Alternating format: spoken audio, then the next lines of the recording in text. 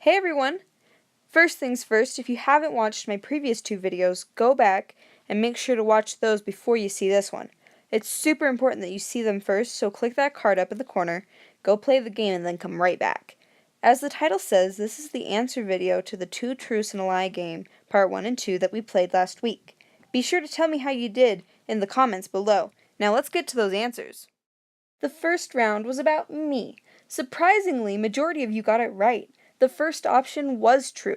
At 5 years old, I won a contest and was given the opportunity to pilot an airplane.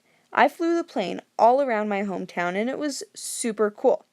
The second option was false. I have seen an elephant before. In fact, I've seen multiple and was even able to bathe and feed one time. This brings us to option number 3, balloons. I have been a balloon artist for half of my life, and it was because of my balloons that I gained the opportunity to see those elephants. I worked really close to them at the fair one time, and it was a really cool experience. I feel like Penn might have been the easiest, and that shows because majority of you got the second round correct. They are very aware of their fictional nature, and they are aware of the fact that the others are fictional as well. But she's really good at not telling everyone. That'd make for some pretty wild existential crises. The lie this round was that Penn doesn't believe in ghosts, and that's just silly. She's very believing in all kinds of legends and lores, and ghosts are no different. The third option was obvious if you've been watching any of my videos in the past. Penn does have a pet snake, it's Paul, so that was a big truth. Round 3, Pinata. Again, you guys did really well. You must have watched my character background video for Pinata. If you haven't seen that one, go check it out by clicking the card above.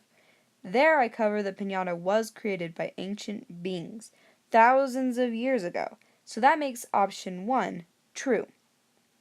While most of Pinata's wounds are from big fights with different spooks, occasionally he'll get a wound from a lesser threat.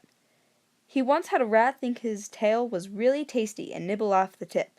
A minor occurrence, but kind of funny. Then, finally, his teeth. He's missing his bottom jaw, and it's very hard to have teeth when you don't have a jaw. Thus, majority of you were correct by clicking option 3 as the lie.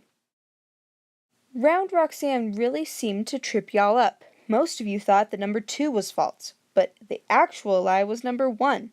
That means that 43% of you were correct, so good job to you.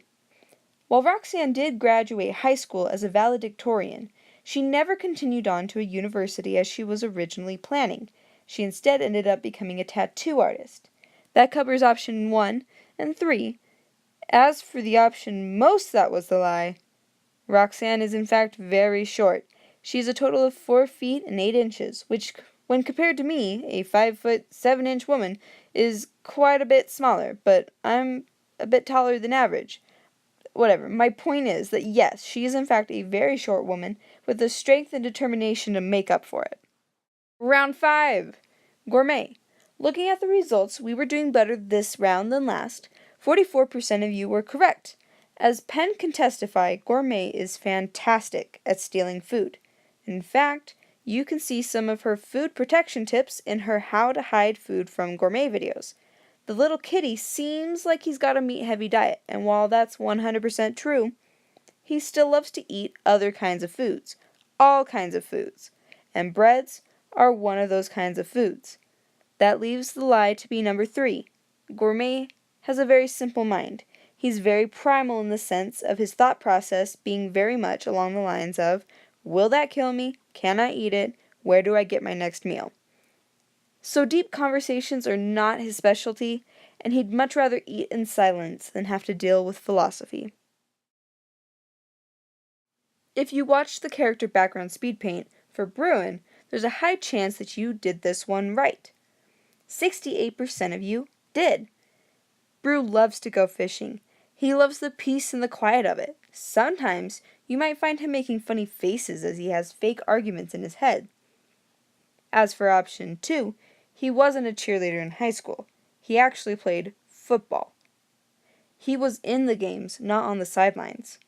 Nowadays, he often comes home with makeup on, and while nights that he comes home early, he remembers to clean off his face, Anytime his makeup is minimal, or he comes home tired, there is a high likelihood that he fell asleep before wiping the makeup off. Well, would you look at that? We've almost made it through everyone. I think I won this round with quite a few of you, 43%, guessing that number 2 was a lie. Number 1 is true. Sham does in fact cause me to cry. He was created as a visualization of the effects that teenage hormones have on me, and most of the time they make me cry, so he does that as well. And it's probably from something in his feathers, but we're not 100% sure. Number 2 is true as well. We have to be super careful pulling out fly swatters in the house if Sham's around. He will lose his mind. That leaves number 3 as a lie. The truth is, Sham hates to be called nicknames. Don't call him Shammy or ShamWow. You will get pecked. It's just the natural order of things, I guess. Well, thanks for playing the game, everyone. Be sure to tell me how many you got right in the comments. Also, please let me know if you enjoyed these videos and want more games in the future.